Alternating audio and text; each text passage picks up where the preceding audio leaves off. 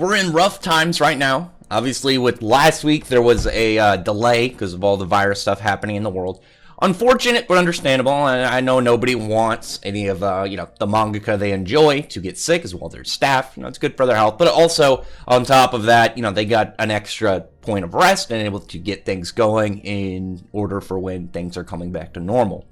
And you can see it, only 13 pages in this chapter, but the thing about this chapter that legitimately I'm all right with it being 13 pages.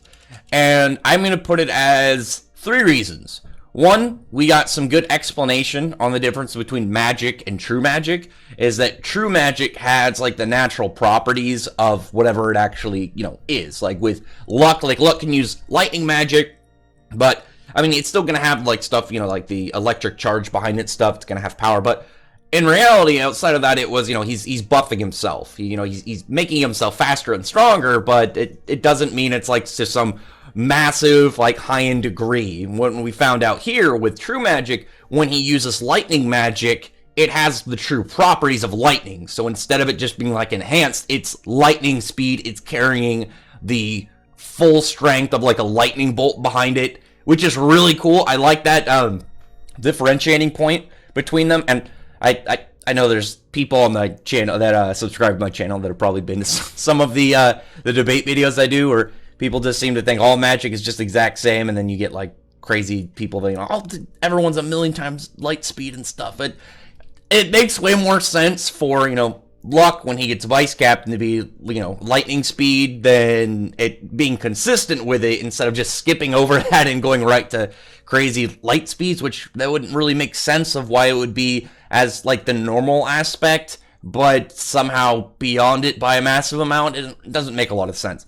But I think it makes more sense with Tabata, as well as it establishes that things like, for instance, lightning magic, or the obvious one in this case, like something like light magic, like the speed of light, you have certain spells that are that fast and have those properties. Like, Patri had his movement speed spell, he's got his judgment cannon, and he had his light arrows that he was going to use on the, well, that one I wasn't given a statement, but it gave the same display of like extreme speed, and that was his biggest spell by far. So I think that one is justifiably up there. And when you have like ones showing as fast as the other ones, instead of like, oh yeah, these ones are easy to deal with. Like his light swords and stuff, and beams, like Yami and stuff was able to deal with them just fine, but like the light speed movement was too much for him.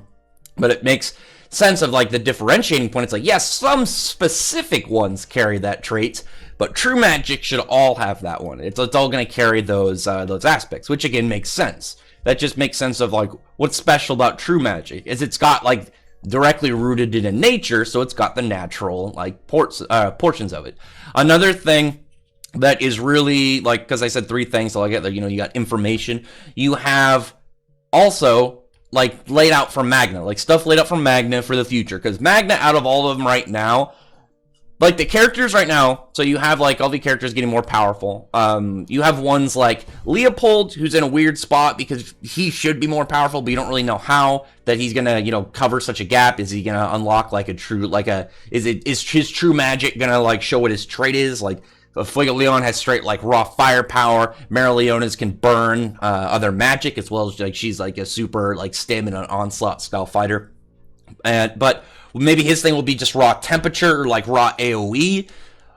With Luck's made the most sense to me because like he had Gaja directly like to train under. You had a really powerful other lightning user who, Luck being like as combat wanting as he is, it would make sense why he would, be so prevalent at training and learning under him. But with Magna I think deserves to be way more powerful, but like him, like as he's in the series like that, he's only stage 5, and like magic stages is more about like your quality of magic instead of like your power level. So like it's gonna be nice like looking back to this chapter if like way later he gets like arcane, or he boosts his magic up to be like stage 1 or stage 0 or something, just some large increase for Magna. So it's just like, man, I remember this chapter, it must have been humiliating for him and gave him that drive to become as powerful as he is now. That was definitely like a really good part. I'm really hoping that we can look back at that scene where you can tell Magna is just being absolutely like embarrassed to be there. Like, he can barely conjure up like parts of a few runes, whereas, you know, Luck being a prodigy, you know, it seemed pretty easy for him to catch on. And as well as like some of the explanation of how runes work, you can achieve true magic, but like runes essentially, like they're like an enchantment on top of it. And, you know, you can do stuff like, and he's explaining, you can either make it stronger, or you can do stuff like make it kind of homing. I imagine maybe you could do stuff like make it stationary. Like maybe Magna could use runes, like have a fireball to it just floating in the air, and then you have like his invisible ones, so they're like invisible mines of fire magic. That'd be really sick. I think that would be a really cool way to see him become more powerful, because I've mentioned before, the thing about Magna, his magic that makes him formidable is like the same thing that makes Yami formidable. I don't mean like in the fact that Yami's arcane and his magic is rare. It's the fact that his magic combos together really well. If you watch Yami fight, all of his spells really like they run into the next one like really smoothly. And that's something that Magna, I think, excels at. Like all his different ways, his fireballs, like he's got multiple different fireballs that all have different effects, and then he's able to combine them all into you know, strategical ways to employ them. You know, he's got it like straight enhancement for like running, so he's able to employ them out faster. You know, he's got his bat, so he can deploy them out at a much faster and longer range. I know, just like style. And I really like that about him. I think he's got a ton of potential, not only in the fact that out of all the Black Bulls, he's the one that he doesn't have anything like special about him. Like everybody seems to have something special.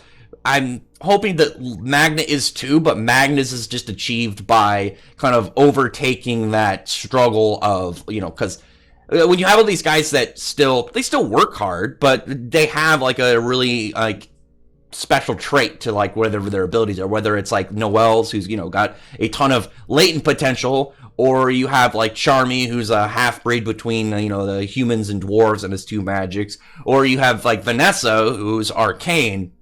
Magna doesn't seem to have anything kind of special about him, at least currently. I think his would be cool if he achieved like arcane or stage 0 purely on like hard work, nothing born.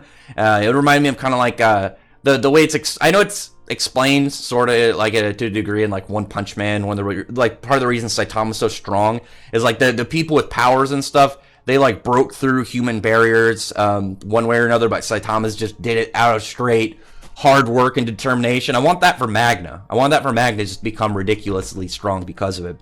And then one thing, just to like the last thing I think to really note of why it's a good chapter, even though it's short, is just the scenes. The scenes are really cool, and just like getting the motions of just Luck going in, trying to land attacks on this dude. What's his name? Sven King, I think was his name. And, you know, he's like landing hits. We know how the dude's skin magic works. He's either hardening or softening it to either hit heavier or reduce like pretty much any damage.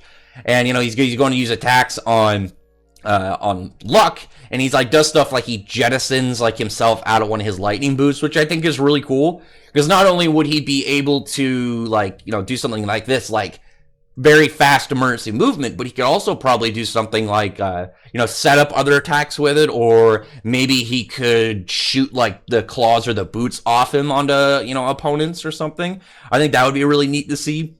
Like if he, you know, formed up all the lightning on his body at one spot and then pretty much projected it. And then you had like because like I imagine at some point maybe he'll have like a full body like lightning like wear, if he could project like if he had like a layer, like if you just imagine a complete layer of lightning over him, and then he shoots out at somebody, so there's just like this premonition of like a lightning demon Luck just rushing at somebody at lightning speed. That would be super sick.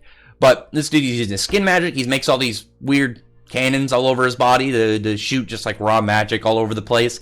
It reminds me actually a lot of Seki's Magnum Cannonball, the fact that it's both offensive and defensive. And I know Seki's like a comedic character, but I still say that that's actually a pretty good spell. It's not like, oh, it's in the top tier, but it's definitely useful. Like, just in the general concept of it, to have a spell that's both offense and defensive at the same time like that, pretty good.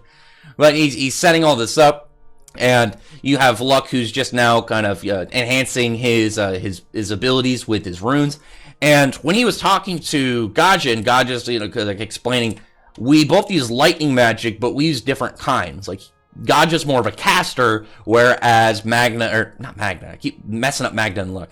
It's funny because they're the rival characters to each other, and it's just messing them up so easily, but at the same time, it's just because, yeah, you think of one, you think of the other, and then this chapter, you got both of them and some stuff set up for it. But Luck is more of a enhancement type character. He's got some ranged attacks, but like his range, if you see like his like lightning ball was his thunderclap. I'm trying to remember exactly what it's called, but you know what I mean. It's not like a big spell. It's cool. You have a ranged spell that does some damage, but it's pretty much a very linear small attack that, you know, can land some hits, and he can set up some moves with it. But he's like, yeah, you got to figure out what exactly is going to be your thing with your runes in order to, you know, make the best out of your fighting style. And with Gaja being a caster, obviously with Liz Lightning Bolts, you know, making stuff like homing and just like enhanced versions is going to be really good. But with Luck has always been emphasized on like stuff like his magic sensing, but also his speed. And here we see like what he's doing. He puts a layer of runes below his feet. You see like 2 layers, and he's wanting to get faster. He's able to land a hit on the dude, on Sven King, and I'm trying to remember if I think it's Sven King. I don't think it's King Sven, but I know it's something like that. I'm pretty sure it's Sven King, but correct me if I'm wrong. But he's like, he lands a hit, and the dude's just like, it's only a little bit, but it's damage, and he's just like freaking out. It's like, what? I'm taking damage from this guy. What's going on? What's happening? But after that point, you're like, Luck is he's just like, all right, let's do this. I'm gonna be going, and the dude's just like, he's getting faster and faster. All right, time to go all out. I'm gonna do this, and he's pumping up his magic, his skin magic to the full extent, and that's when you see Luck like put up 5 layers of the runes to enhance his speed, and he achieves true magic. He achieves he just gets actual lightning, so he's rushing at this dude with lightning speed and just fries a hole directly through him.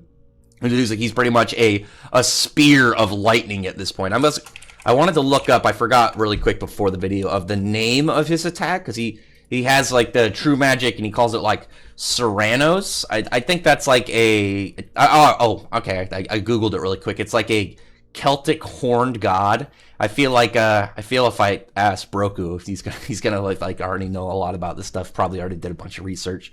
Here I am just kind of lazily about like, yeah, I should probably look it up and then end up doing it mid video. But I'm hyped to see where exactly we get for some of these other ones, because with Luck, I already assumed Luck was going to win, you know, bust out some new stuff. It was more of like, okay, how is he going to do it? Like, what's his display? That's going to be really cool. Out of the ones that I think are going to be 1v1ing the Dark Disciples, I think it's going to be Luck, Leopold, Rill, and Charmy. The one that I'm most hyped to see is Leopold, just because Leopold, we have got like no Leopold displays in the whole series. Like, the most we got was when he had like a really cool moment in the Elf Resurrection arc against the elf that took over Randall, but it was just like, hey, it was cool, but we didn't really get like a hyper flex. It was a little bit of foreshadowing, but not enough for like a character who's been in the series since around the start and like declared himself as a rival to Asta.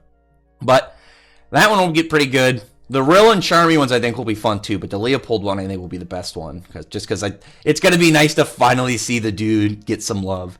But good chapter, pretty solid. I like the explanation of like true magic. I think it finally like gives us some understanding of the difference between them, because we had true magic in for a while. I'm trying to think of the first true magic spell. I think it was Rades when he used true magic to come back to life. There might be one before it. I had to go back and look. But I do like the difference between true magic and just normal magic. It makes a lot of arguments and then like debates a lot easier in that regard, like I mentioned earlier, because it breaks out a lot of issues with like assumptions on certain power level stuff that annoys me, but it'll shut down some goofy people at the same time. But gonna get some good stuff to see the rest of these. I am really hyped to see Leopold, because Leopold's gonna have true magic. The question is like, how is this gonna work, and what is his trait gonna be? Because it's gotta be something that it like stands out between Merleone and Fuegoleon and gives him his own style. All he really has so far is he's got like the spiral flames that he makes a little flame tornado, and that's pretty much it. I'm hoping for either AoE or raw temperature. That's what I'm hoping for, because we don't have a lot of large just AoE kind of characters in Black Clover. We have a couple, like obviously like big stuff when it comes to Wizard King level people and up, like Julius and well, Patri with the charged amount, but you know what I mean. Like any of those characters when you see like a big attack, because for the most part, a lot of characters in Black Clover are like they're pretty grounded in terms of like the range of their attacks, but they're they got their hacks and whatever their special thing is. I want some straight just like good raw AOE characters, but we'll see how that goes. Leopold, I've got my hopes up for you. Next week is Golden Week, unfortunately. That one was planned because it's a holiday, so there'll be no chapter next week, and then after that, we should be back on schedule, and as long as there's no crazy more emergency delays like we got last week, then we should be all right. So let's hope, and at the same time that I mentioned when the anime, because the anime recently went also on hiatus because of all this stuff, just remember, like, anytime you're like, man, I waiting for the next chapter sucks. Just remember that the guys on board are getting rest and they're getting time to plan stuff out better, get charged up, get whatever plot and schemes they're like they want to like lay on the series, all figure it out, and then just like I said, health and rest is always important. We love Black Clover. Anybody who's watching this would agree. Like anybody like listening to this review and reading the series really enjoys the series, but I'm sure everyone would be fine letting the series go on a break if it means the better health of Tabata and his crew. But other than that, comment below, tell me your thoughts are about this chapter, and tell me your thoughts are about all this stuff going up. Do you like the whole layout of True Magic? I think it's cool. I like that it's not as much as just a straight increase.